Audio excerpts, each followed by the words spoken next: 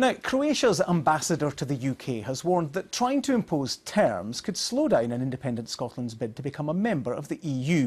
Croatia became the 28th member of the club in July. The Scottish Government says negotiations could be concluded by spring 2016 if Scots vote for independence next year.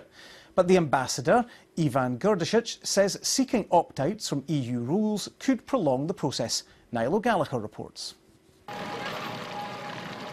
In July, Croatia became the 28th member of the European Union.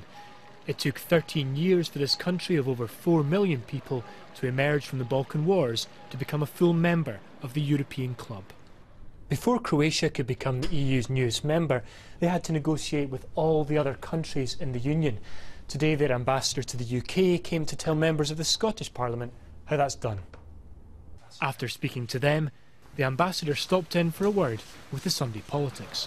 What's the key to being successful in those negotiations? What advice would you offer to other countries trying to do that? Our experience is that it's really not a negotiation process. You are actually joining the club that already has all the rules and all the regulations that you have to adopt. The question is how you will adopt them, in what kind of a time frame, with what conditions, and how you can sort of adopt them into your core of rules and regulations and institutional arrangements. The Scottish Government says that Scotland could take a fast track to EU membership.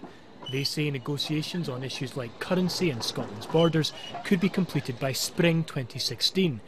But Croatia's man in London says securing those opt-outs could slow Scotland down. So you really don't negotiate much, because you are just saying them, okay, we can do it in this time frame or not, and what are the consequences of this. So you want to have a balance between how much you want to opt out or prolong and what you can take right away. Because if you decide to prolong many things or ask for exceptions on many issues, you are not ready actually. So for us, it's been a balance between these two things. And I think it's important to understand this. And I remember when we were starting that my Austrian colleague told me, this is not a negotiation, just write fast.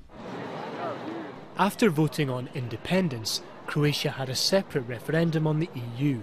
The Scottish Government has no plans to follow their example. Despite the recent crisis, Ivan Grdicic says that Europe will welcome new members, but he warns getting in will only get tougher. I think this is a policy that will continue. It will be probably a policy more stringent than the one that we experienced. We had a much tougher negotiation process than Romania, Bulgaria. The new countries will probably have even more. The European Union is learning on a process of enlargement.